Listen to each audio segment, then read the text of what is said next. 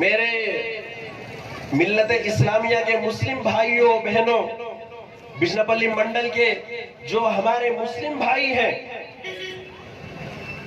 हम लोग सिर्फ साल में दो बड़े बड़े ईद हम हंसी खुशी मनाते हैं, एक बकरा ईद और एक रमजान।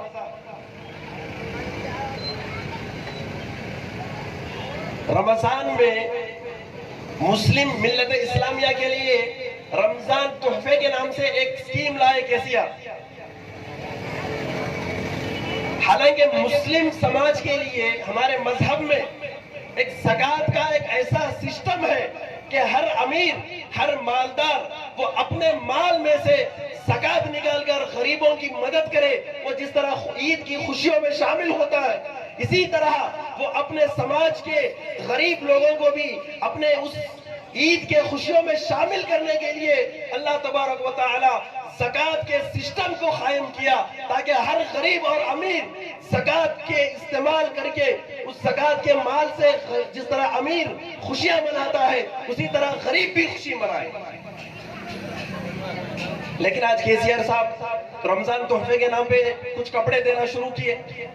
हमारे पास ऑलरेडी सिस्टम है, हम लोग वही कपड़ा पसंद करते हैं, वही कपड़ा पहनते हैं जो हम पसंद करते हैं। जो कपड़ा हम पहनते हैं वही दूसरों के लिए पसंद करें। ये जनाब मोहम्मदुर रसूलुल्लाह सल्लल्लाहु अलैहि वसल्लम का कौल, उनकी तालीम है।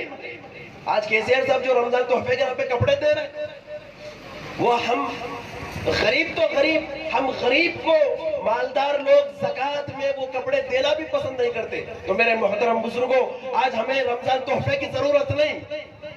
आज हम बकरा ईद मनाते हैं।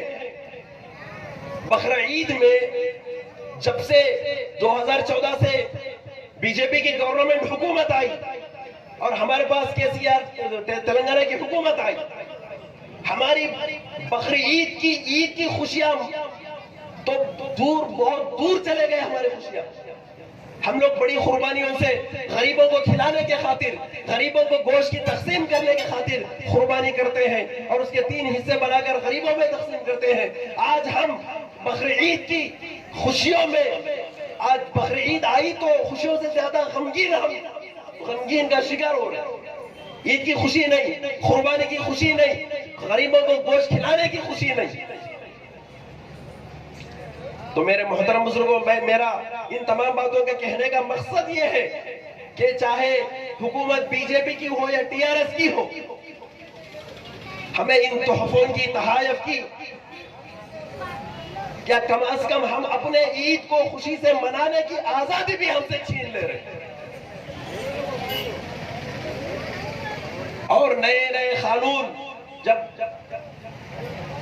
सेंट्रल हुकूमत से बन रही हैं, तो इसके लिए हमारी तरफदारी और हमारी ताईद में कोई लोग खड़े नहीं हो रहे। तो मेरे मोहतरम बुजुर्गों, आज केसीआर साहब जैसा वादा करे 12% रिजर्वेशन, वो हम तक नहीं आया।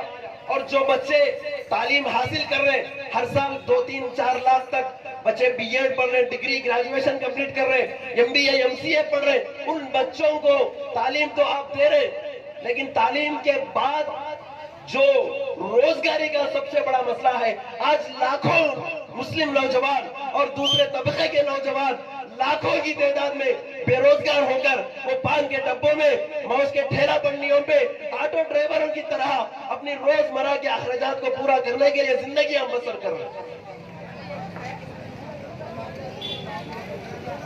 जिस तरह केसीआर वादा किए थे कि भाई हम 12% रिजर्वेशन देंगे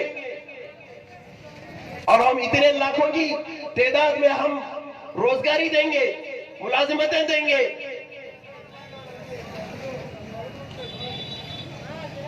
और मेरे मोहतरम बुजुर्गों, सबसे बड़ी कमी यह है कि आप इतनी बड़ी बड़ी बातें करते हैं, इतनी मोहब्बत भरी बातें करते हैं, लेकिन आपकी उस पार्टी के अंदर जब इलेक्शन आता है, जब इलेक्शन में लड़ने का मौका आता है, तो केसीआर कितने मुस्लिम समाज के लोगों को वो अपने पार्टी का टिकट देते हैं। मेरे मोहतरम बुजुर्गों, हम इसी तरह गुलामाना जिंदगी गुजारे। आज हमारे पास कोई ताकत नहीं, कोई पावर नहीं और कोई खुशी नहीं, कोई आजादी नहीं। हमें रमजान तोहफों की जरूरत नहीं है, हमें हमारे बच्चों को सरकारी रोजगार और सरकारी मुलाजिमतों की जरूरत है। हमें सियासी मैदान में हमारा जो परसेंटेज है उस परसेंटेज के हिसाब से हम लोगों को सियासी मैदान में एमएलए और एमपी के टिकट्स की जरूरत है।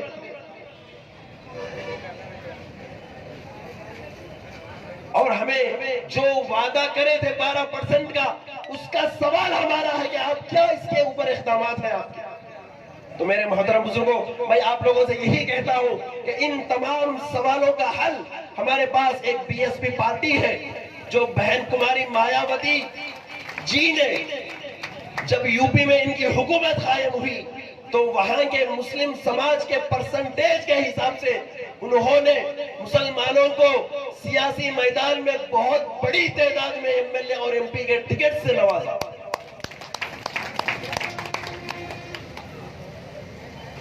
आप कांग्रेस के सेक्युलर होने की गलत फहमी को दूर करें।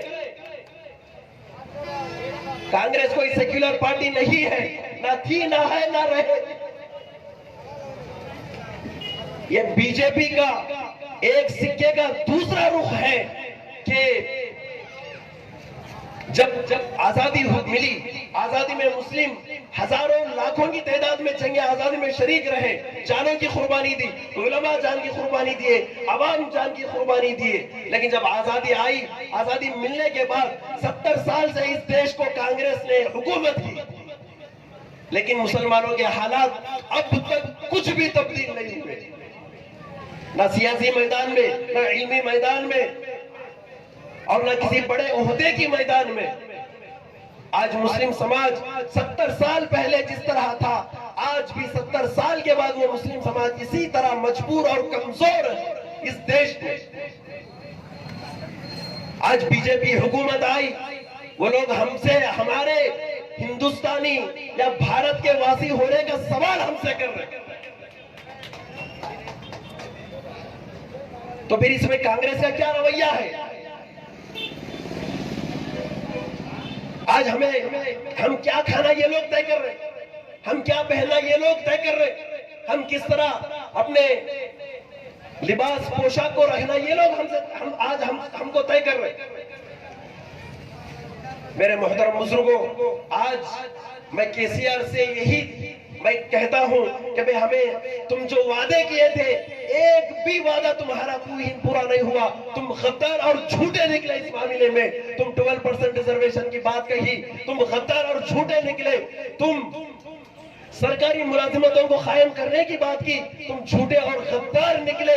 तुम रमजान के तोहफों की हमें जरूरत नहीं, इफ्तार पार्टियों की हमें जरूरत नहीं। अरे हमारा समाज ऐसा है कि हमारे समाज में हर गरीब मुस्लिम वो ये चाहत रखता है, ये तड़प रखता है कि रमजान के महीने में हर गरीब दूसरे रोजेदारों को खाना खिलाने की तड़प और फिक्र और वो इस्तेदाद रखता है। आज हमें इफ्तार पार्टियों की जरूरत नहीं, हमें सियासी मैदान में भागीदारी चाहिए, हमें हिस्सेदारी चाहिए। और वो काम सिर्फ और सिर्फ एससी, एसटी, बीसी और माइनॉरिटी को वो अगर हक मिलेगा, वो इंसाफी मिलेगी, तो वो इस बैनर पे, बहन कुमारी मायावती जी के बैनर पे और इस समाज से, स्टेज से हमें मिलेगी। मैं यही दरखास्त करता हूँ कि मेरे मोहतरम बुजुर्गों, हमने बहुत धोखे खाए, हमने बहुत धोखे खाए। आज हमारी हालत इस हुकूमत में, इस रियासत में ऐसी हो गई कि जैसा कि देश के दूसरे रियासतों में मदारिस के बंद करने के कानून बनाए जा रहे। इस तरह के बहुत सारे सवालात हैं। तो मेरे मोहतरम बुजुर्गों, मैं मिल्लत इस्लामिया से यही दरखास्त करता हूं कि आप लोग होश के नाखून लें, आंख खोलें। हमें इन छोटी छोटी चीजों की जरूरत नहीं, बल्कि हमें सियासी मैदान में इंसाफी और हिस्सेदारी चाहिए। हमें इंसाफ चाहिए, हमें हिस्सेदारी चाहिए, हमें मुलाजिमतें चाहिए, हमारे हुकूक हमें चाहिए। तो लिहाजा मेरे मोहतरम बुजुर्गों, मेरी ये बातें आप लोग अच्छी तरह जहन नशीन कर लें। हम सब मिलकर अपने जो हुकूक है उसके लिए लड़ने के लिए हम सब इकट्ठे होने की जरूरत है।